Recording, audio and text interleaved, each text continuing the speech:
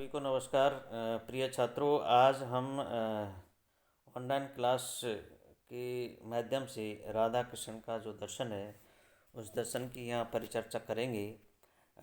इससे पूर्व, दीपावली से पूर्व हमने आपको समकालीन भारतीय दार्शनिक का जो पेपर है उस पेपर के कुछ टॉपिकों की चर्चा हम पूर्व में कर चुके हैं। और अब दीपावली के इस त्यौहार को मनाने के बाद में हमारी ऑनलाइन क्लासेस दोबारा से हम प्रारंभ करते हैं। और इसी संदर्भ में हम आज राधा कृष्ण के दर्शन पर बातचीत करेंगे। इससे पूर्व हमने आपको अरविंद, रविन्द्रनाथ टैगोर और महात्मा गांधी, तीन दार्शनिकों की बारे में चर्चा की थी। अब हमारा जो चौथा जो पॉइंट है, वो जो टॉपिक है, वो है राधा कृष्ण का दर्शन। तो राधा कृष्ण का जो दर्शन है उस दर्शन की परिचर्चा हम आज इस वीडियो के माध्यम से करते हैं। तो इनके कुछ बिंदु है जिन बिंदुओं के माध्यम से हम इसको समझने का प्रयास करते हैं। तो राधा कृष्ण के जो पाठ्यक्रम के जो बिंदु है, जैसे प्रारंभ में हम ज्ञान मीमांसा यानी एपिस्टेमोलॉजी, तो राधा कृष्ण की जो ज्ञान मीमांसा है उसके बारे में हम बात करेंगे।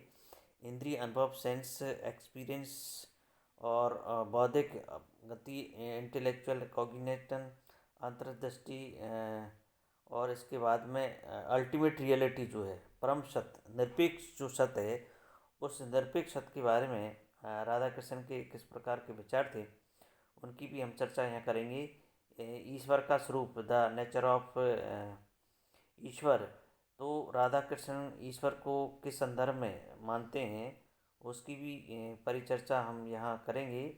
ईश्वर के अस्तित्व की जो युक्तियाँ हैं, proofs for the existence of God की जो युक्तियाँ दी गई है उनकी भी चर्चा की जाएगी। राधा कृष्ण के दार्शनिक विचारों में जगत का जो स्वरूप है, द नेचर ऑफ जगत, वो किस प्रकार से हैं, उस पर भी हम एक दृष्टिपात डालेंगे। मानव का स्वरूप, द नेचर ऑफ मैन, ये मानव का जो स्वरूप है इसका बहुत इम्पोर्टेंट टॉपिक है जिसकी भी हम यहाँ पर चर्चा करेंगे। पुनर्जन्म की अवधारणा, भारतीय परंपरा में ये जो पुनर्जन्म की अवधारणा है ये महत्वपूर्ण सिद्धांत रहा है। और इसी संदर्भ में डॉक्टर राधा कृष्ण की पुनर्जन्म या आत्मा के स्वरूप के बारे में जो परिचर्चा है वो उसकी भी हम बात यहाँ करेंगे। इसके बाद में मानव का चरम जो उद्देश्य है, मोक्ष, ह्यूमन डेस्टिनी, तो जो मोक्ष है उस मोक्ष की भी हम बात करेंगे, क्योंकि भारतीय परंपरा में मोक्ष की अवधारणा बहुत ही महत्वपूर्ण अवधारणा रही है।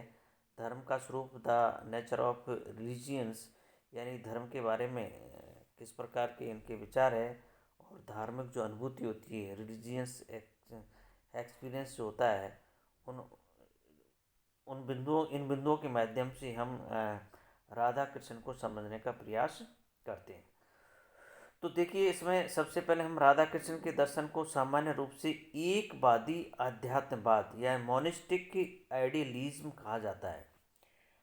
गांधी, इसका महात्मा गांधी दर्शन के बाद में हमने जब राधा कृष्ण के दर्शन के बारे में हम जब बात कर रहे हैं तो यहाँ पर हम ये देखते हैं कि एकवादी अध्यात्मवाद, महात्मा गांधी ने भी अध्यात्मवाद की बात की थी। तो अब राधा कृष्ण ने किस प्रकार से इसको समझाने का प्रयास किया है। एकवादी इसलिए कि उनके अनुसार परम सत्य एक है, तथा आध्यात्मवाद इसलिए कि उनके अनुसार सत्य का स्वरूप सात्विक तथा भावरूप है, सात्विक और भावरूप है। तो ये यह एक, मतलब परम जो सत्य है, अल्टीमेट जो रियलिटी है, उसको ये परम सत्य के रूप में मानते हैं। तो अध्यात्म जो जगत है उस जगत की जगह अगर बात करते हैं तो सत्य का जो स्वरूप है वो सात्विक और भावरूप है। राधा कृष्ण आदर्शवादी भी है, क्योंकि उनके अनुसार संपूर्ण जगत प्रक्रिया एक आध्यात्मिक आदर्श की ओर उन्मुख है। यानी ये जो व्यवहारिक जो जगत है, संपूर्ण जो जगत है, ये प्रगति कर रहा है किसकी ओर, आध्यात्म जगत की ओर, आध्यात्म को प्राप्त करने के लिए। तो संसार के जितनी भी जो भौतिक वस्तुएं है, या हम कह सकते हैं कि जितनी भी जो जीव अजीव जो भी संसारिक जो प्रक्रिया है, यानी जो संपूर्ण जो जगत है, ये जो संपूर्ण जो जगत है अध्यात्म आदर्श की ओर उन्मुख है, अर्थात उसकी ओर गति कर रहा है। परम सत्य की अगर बात करते हैं तो चूंकि राधा कृष्ण का मूल लक्ष्य जगत की व्याख्या करना है, वास्तव में जगत का स्वरूप किस प्रकार से है और इसका क्या उद्देश्य है। इसी कारण वे कहते हैं कि जिस मूल तत्व के आधार पर जगत की व्याख्या हो सके वही परम सत्य है। तो जगत की व्याख्या करने का आधार वास्तव में क्या है, तो राधा कृष्ण के अनुसार जगत की व्याख्या करने का आधार ये परम सत्य को मानते हैं।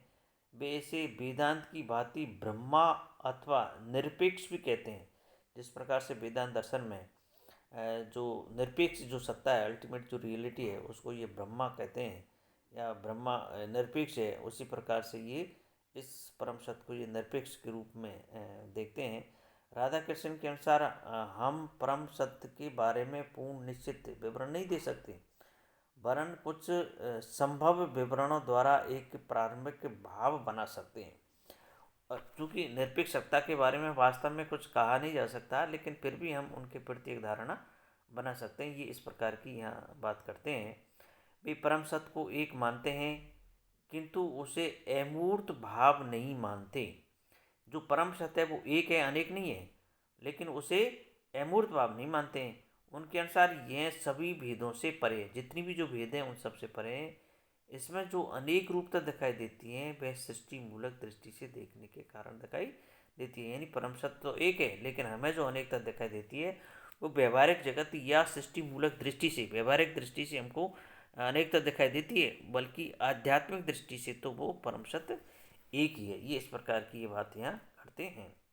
राधा कृष्ण के अनुसार निरपेक्ष जो परम सत्य है, निरपेक्ष को क्या बोलते हैं, परम सत्य, शुद्ध चेतना, प्योर कॉन्शियसनेस, शुद्ध स्वतंत्रता, प्योर फ्रीडम तथा अनंत संभावना, इनफाइनाइट पॉसिबिलिटीज, ये परम सत्य या निरपेक्ष सत्य की ये बात करते हैं। तो परम सत्य या निरपेक्ष जो होता है वो शुद्ध चेतना है, शुद्ध स्वतंत्रता है और अनंत संभावना है। उनमें अनंत संभावना है इस जगत की व्याख्या का तार्किक तथा तात्विक आधार है।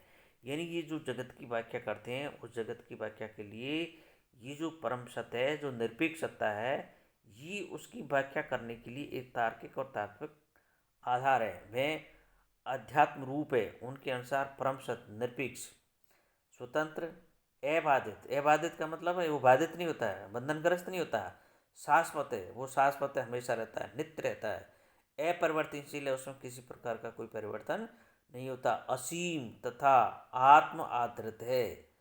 तो ये उसकी जो परम सत्य है उसकी ये स्वरूप है जिसकी बात कर रहे हैं। वह अपनी अभिव्यक्तियों से परे है, अभिव्यक्तियाँ उसके मूल रूप को नहीं छू सकती। यहाँ हमें राधा कृष्ण के विचारों में आंतरिक ईश्वरवाद की झलक मिलती है, किंतु वास्तव में उनका विचार आंतरिक ईश्वरवाद तथा ईश्वरवाद के मध्य की अवस्था है। तो ये इस प्रकार से यहाँ पर जो राधा कृष्ण है वो इस परम जो सत्य है, अल्टीमेट जो रियलिटी है, उसके स्वरूप की ये चर्चा करते हैं। और उसी संदर्भ में हम यहाँ देखते हैं कि जो आंतरिक स्वरूप, आंतरिक ईश्वरवाद और ईश्वरवाद के मध्य की जो अवस्था है वो इस रूप में इसको परिभाषित करने का प्रयास करते हैं। अब ईश्वर के बारे में राधा कृष्ण के अनुसार परम सत्य विचार दो रूपों में स्पष्ट होता है, एक तो निरपेक्ष और दूसरा ईश्वर। राधा कृष्ण के अनुसार दार्शनिक चिंतन के लिए तात्विक वृत्ति तथा धार्मिक भावना दोनों को संतुष्ट करना आवश्यक है। तात्विक वृत्ति का आदर्श निरपेक्ष है और जबकि धार्मिक भावना का लक्ष्य ईश्वर है। चूँकि ये जो धार्मिक भावना है, इस धार्मिक भावना में व्यक्तित्व ईश्वर की जो बात की जाती है, क्योंकि उसी से व्यक्ति जुड़ा रहता है। निरपेक्ष जो सत्ता है उस निरपेक्ष सत्ता जो है धार्मिक भावना की पूर्ति नहीं कर पाती है। इसीलिए ये तात्विक दृष्टि से उस एक ही अल्टीमेट रियलिटी को, यानी एक ही ईश्वर को, एक ही परम सत्य के ये दो रूप मानते हैं। तात्विक दृष्टि से उसे निरपेक्ष मानते हैं और धार्मिक दृष्टि से उसी सत्ता को ये ईश्वर के रूप में परिभाषित करने का प्रयास करते हैं। तो राधा कृष्ण के अनुसार जगत निरपेक्ष की अनंत संभावनाओं में से एक संभावना है। इस संभावना के संदर्भ में निरपेक्ष का जो रूप स्पष्ट होता है वही ईश्वर है।